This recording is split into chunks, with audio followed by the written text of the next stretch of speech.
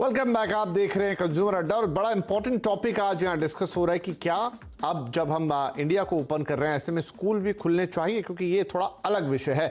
तो हमारे सभी मेहमान हमारे साथ हैं और सबसे रिक्वेस्ट होगी कि अब हमारे पास समय काफी कम रहेगा, इसलिए क्विकली अपने आंसर दें।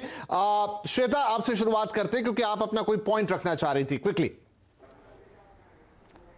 मैं आपसे ये कहना चाह रही थी कि जब से लॉकडाउन 5.0 खुला है तब से केसेस रेगुलरली बढ़ते जा रहे हैं। सरकार ने तो ये भी अपने पूरे प्रेस्क्राइब्ड उससे खोला था, पर नंबर ऑफ केसेस इंक्रीज ही होते जा रहे हैं। दिल्ली की रोड्स का आप हाल देख रहे हैं, वहाँ पे क्राउड ऐसे है जैसे लोकल मार्केट चल रहा हो।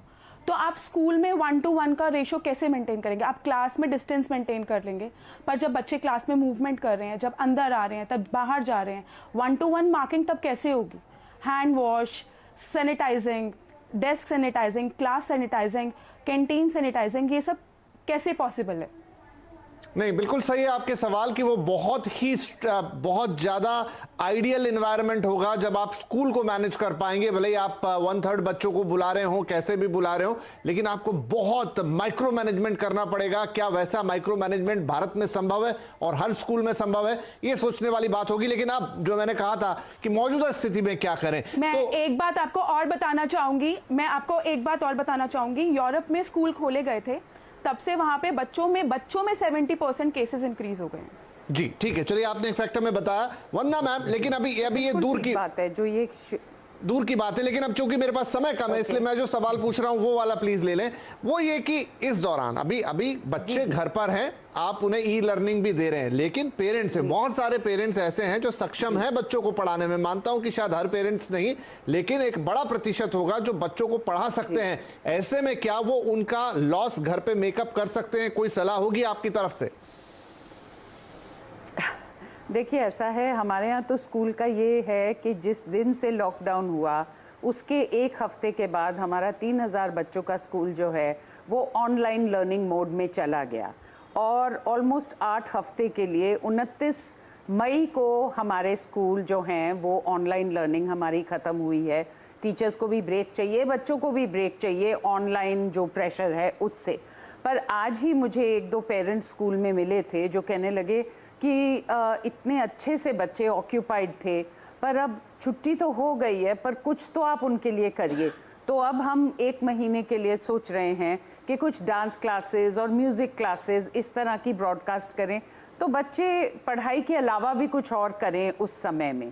तो इस वक्त तो बिल्कुल आप ठीक कह रहे हैं कि ये हैंड सैनिटाइज करना, ये करना, वो करना, माइक्रो मैनेजमेंट बहुत मुश्किल होगी। अभी के लिए the way forward is online, and that's the way it is looking.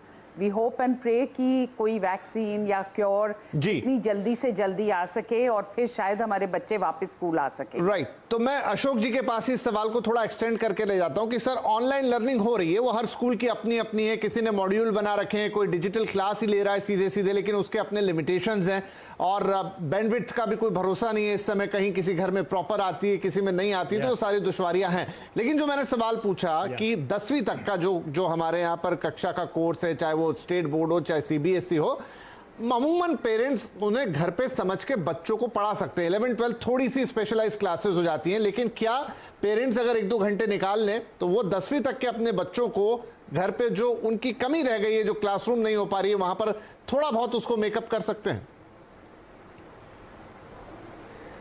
देखिए, इसको उत्तर देने के पहले मैं ये कहना चाहूँगा कि हम जो है क्रेजी पेरेंट की तरह या क्रेजी मॉम की तरह बहुत सशंकित ना हो। हमारी सिचुएशन नियर नॉर्मल होती जा रही है, हम आगे भी इसको हम उम्मीद करेंगे। वर्तमान में मैं अवश्य कहना चाहूँगा कि क्लास 9 to 12 जो है हमारा बड़ा क्रिटिकल बच्चों की संख्या है। उनकी पढ़ाई में किसी भी प्रकार की वैक्यूम या किसी भी प्रकार की गैप नहीं होनी चाहिए। तो मैं 3 चीज़ें बताना चाहूँगा।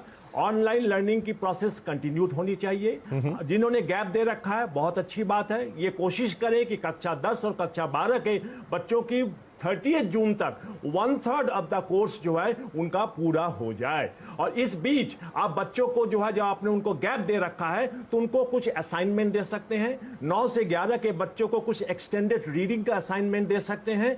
तो ये ऑनलाइन लर्निंग के द्वारा दिया जा सकता है। Second importance the home schooling की भांति पेरेंट्स का क्या दायित्व है। मैं देखिए सभी पेरेंट्स में अपने आप को इन्वॉल्व नहीं कर पाएंगे, पर बड़ी संख्या में पेरेंट्स जो है इस समय बच्चों के साथ इन्वॉल्व हुए हैं और रेगुलरली टाइम, एक अच्छी बात ये आई है कि रेगुलरली टाइम जो है बच्चों को डेली दे रहे हैं जी। मैं चाहूंगा कि कम से कम पेरेंट जो है प्रतिदिन यदि 1 से लेकर 2 घंटे भी अपने साथ अपने किड्स के साथ बैठे बहुत और बढ़िया। उनको गाइड करें जितना संभव हो सकता है। जी सर, तो क्योंकि वो मेरा गाइड करें रेगुलरली, उनको समय जी दें, समय तो समाप्त हो रहा है, लेकिन आपने कॉन्फिडेंस पाएंगे। इंपॉर्टेंट बात यहां पर कह दी कि अगर 1 से 2 घंटे पेरेंट्स निकाल लें और अपने बच्चों को पढ़ा दे कक्षा 1 से लेकर 10 तक, तो ये काफी आसान होगा, तो ये काम बहुत हद तक हो जाएगा। अब रही बात कि स्कूल खुलेंगे कब, कैसे और किन कंडीशंस के साथ, उसके लिए हमें थोड़ा इंतजार करना पड़ेगा, थोड़ा हमें भी अपने मन को मजबूत करना पड़ेगा। मैं समझता हूं पेरेंट्स के मन हमेशा रहेंगे कि उनका बच्चा सुरक्षित से सुरक्षित रहे, लेकिन हम देखते हैं कि हमारी सरकार और हमारे स्कूल्स कैसी व्यवस्था करते हैं। एक बार फिर बैठेंगे, फिर आगे डिस्कस करेंगे, लेकिन आज आप सभी लोगों का इस कार्यक्रम में शामिल होने के लिए बहुत शुक्रिया। नमस्कार।